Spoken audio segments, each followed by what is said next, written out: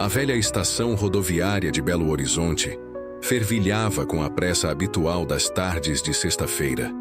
Em meio ao burburinho de despedidas e anúncios de partidas, Clara, 16 anos, ajustava a alça da mochila nos ombros, o senho levemente franzido, enquanto observava o irmão mais novo, Léo, de 13 anos, absorto em seu caderno de desenho.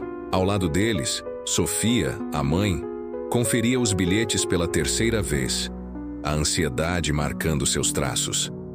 "Vocês têm certeza disso?" Sofia perguntou, a voz embargada por uma mistura de preocupação e esperança. "Quero dizer, passar uma semana inteira sozinhos com eles?" Clara forçou um sorriso tranquilizador. "Mãe, vai ficar tudo bem. São nossos avós. Além disso..." Ela ergueu a câmera fotográfica que levava a tiracolo. "Vai ser uma ótima oportunidade para documentar tudo. Talvez até escrever sobre essa reconexão familiar. Quem sabe você não se anima a vê-los depois." A ideia de reconexão era o ponto central daquela viagem. Sofia não via os pais há quase 17 anos, desde que uma briga feia, cujos detalhes ela nunca compartilhara completamente com os filhos, os afastara.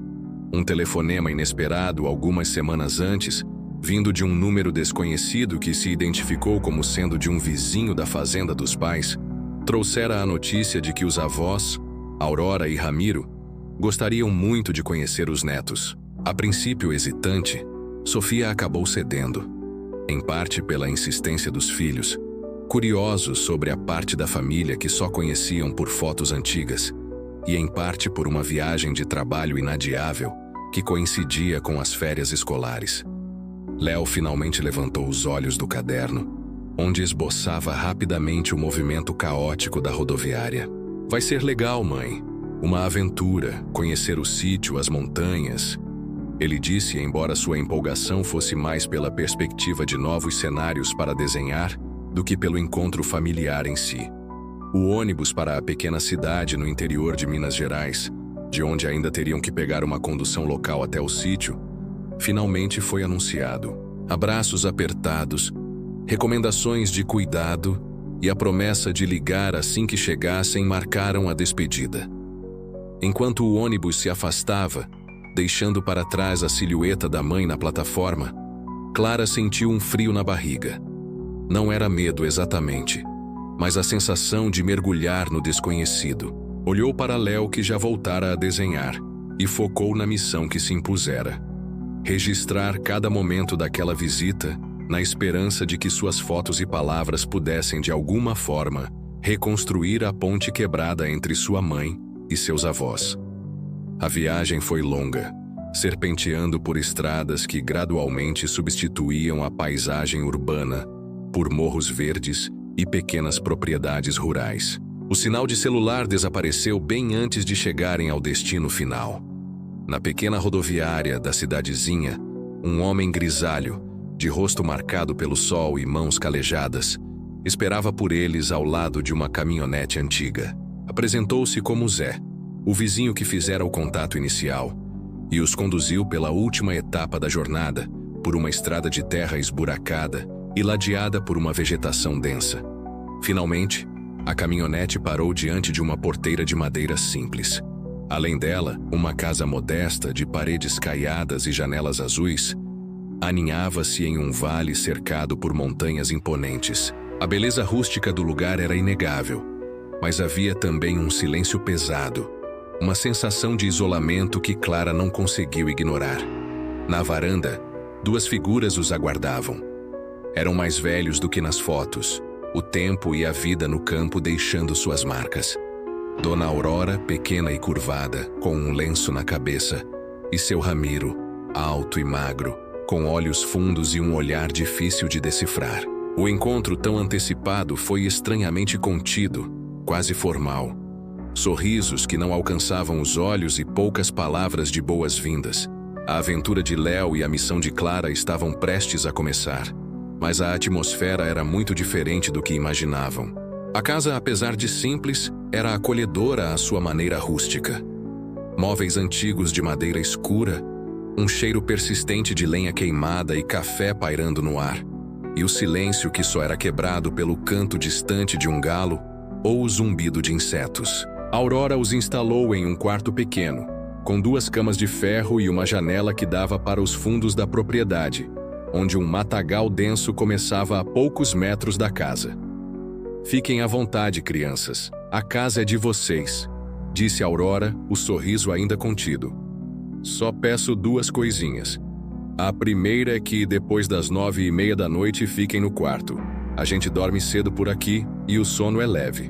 Clara e Léo trocaram um olhar. 9h30 parecia excessivamente cedo, mesmo para os padrões do campo. "E a segunda?" perguntou Clara. O olhar de Aurora pareceu vacilar por um instante. "O porão. Não desçam lá, por favor. Tem muito mofo, coisas velhas. Não é seguro." Seu Ramiro, que até então observara calado da porta, pigarreou. "É, mofo. E ratos. Melhor evitar." A justificativa pareceu fraca, especialmente a menção súbita aos ratos. Mas os irmãos assentiram. Não queriam causar problemas logo no primeiro dia. Passaram a tarde explorando os arredores imediatos da casa, sempre sob o olhar vigilante de Ramiro, que aparecia e desaparecia silenciosamente enquanto cuidava de tarefas indefinidas pelo quintal. Léo encontrou um riacho nos fundos e passou horas desenhando as pedras e a água corrente.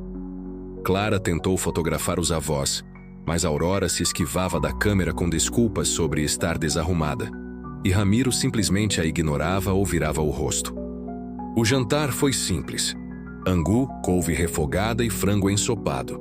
As tentativas de Clara de puxar conversa sobre a infância da mãe ou sobre a vida no sítio eram respondidas com monossílabos ou desvios vagos.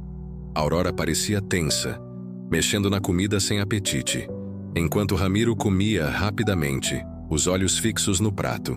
Às 9h15, Aurora começou a recolher a louça apressadamente. "Hora de dormir, crianças. Lembrem-se, no quarto depois das 9h30. No quarto, a estranheza da situação começou a pesar. "Que esquisito, né?" comentou Léo, já deitado. "Parece que eles não querem a gente aqui." "Não fala assim, Léo. Eles só são diferentes, mais reservados", respondeu Clara, embora também sentisse um desconforto crescente. Ligou a câmera, posicionando-a discretamente sobre o parapeito da janela, voltada para o corredor escuro do lado de fora do quarto. "Só por precaução", murmurou para si mesma. O sono demorou a vir. O silêncio da noite era profundo, quase opressor. Por volta da meia-noite, Clara foi despertada por um barulho. Um arrastar de pés no corredor, seguido por um som gutural, baixo e aflitivo. Hesitante, ela se levantou e espiou pela fresta da porta. A princípio, só viu a escuridão. Então, uma figura passou rapidamente pela porta entreaberta. Aurora, vestindo apenas uma camisola fina, correndo de um lado para o outro do corredor, as mãos agarrando o próprio corpo, emitindo gemidos estranhos. Em um momento ela parou e começou a arranhar a parede com as unhas, o som agudo ecoando pela casa silenciosa. Clara recuou, o coração disparado, fechando a porta devagar e trancando-a por dentro. Olhou para a câmera na janela, a luz vermelha indicando que estava gravando. O medo real começava a se instalar. Na manhã seguinte, o café da manhã foi tenso. Aurora agia como se nada tivesse acontecido, sorrindo debilmente enquanto servia pão de queijo e café. Ramiro estava mais calado que o normal, os olhos fundos varrendo o ambiente com uma inquietude palpável. Clara e Léo mal se olharam, ambos processando os eventos da noite anterior. Clara mencionou casualmente que não tinha dormido bem, observando a reação dos avós. Aurora apenas murmurou algo sobre os sons da noite no campo, enquanto Ramiro pareceu ficar rígido por um segundo antes de voltar a comer. Decidida a investigar, Clara convenceu Léo a ajudá-la. Enquanto Aurora estava ocupada na cozinha e Ramiro havia saído para verificar a cerca, eles começaram a explorar a casa com mais atenção. O porão estava trancado com um cadeado pesado, confirmando a proibição. No quarto dos avós, que encontraram destrancado, Tudo parecia normal à primeira vista, mas um cheiro estranho, adocicado e metálico, pairava no ar. Não encontraram nada de concreto. A investigação mais perturbadora ocorreu no galpão dos fundos, um lugar que Ramiro parecia evitar. A porta estava apenas encostada. Lá dentro, em meio a ferramentas velhas e sacos de adubo, encontraram um monte de panos sujos e mal cheirosos escondidos em um canto escuro. Ao mexerem com um pedaço de pau, descobriram que eram fraldas geriátricas usadas. Léo sentiu o estômago revirar. Isso é nojento. Por que ele esconderia isso aqui? Sussurrou horrorizado. Clara filmou tudo, a mente trabalhando rápido. Talvez ele tenha vergonha, incontinência, mas por que esconder assim? E a Aurora ontem à noite? As peças não se encaixavam, mas formavam um quadro cada vez mais sinistro. Durante o dia, outros incidentes bizarros ocorreram. Aurora, enquanto ajudava Clara a limpar a cozinha, teve um acesso súbito de energia, rindo alto e falando coisas sem sentido, antes de voltar ao seu estado normal, aparentemente sem se lembrar do ocorrido. Ramiro, ao ver um carteiro passando na estrada distante, correu em direção a ele gritando ameaças, acusando-o de espionagem, sendo contido a muito custo por Aurora. À noite, Clara posicionou a câmera novamente e fingiu dormir. Desta vez, os sons começaram mais cedo. Eram batidas ritmadas vindas do porão. Ignorando o aviso, Clara pegou uma lanterna e, com Léo relutantemente em seu encalço, desceu sorrateiramente as escadas. A porta do porão continuava trancada, mas as batidas eram inconfundíveis, acompanhadas por um murmúrio baixo. Apontaram a lanterna para a pequena janela gradeada do porão, que ficava ao nível do solo do lado de fora. O que viram gelou o sangue em suas veias. Aurora, de camisola, batendo a cabeça repetidamente contra a parede de pedra do porão, murmurando palavras incompreensíveis. Ela parecia estar em transe, alheia a tudo. Recuaram em pânico, voltando para o quarto e trancando a porta. "Mãe, a gente precisa ligar para a mãe", gaguejou Léo, os olhos arregalados de pavor. "Não tem sinal, Léo", respondeu Clara, a voz tremendo. "A gente tem que descobrir o que está acontecendo. Amanhã. Vamos tentar falar com o Zé, o vizinho. Ele deve saber de alguma coisa." A noite foi longa e repleta de sons estranhos vindos de baixo e do corredor. O medo agora era uma presença constante, e a sensação de isolamento nunca pareceu tão ameaçadora. A manhã de quarta-feira amanheceu cinzenta e opressiva, refletindo o estado de espírito dos irmãos.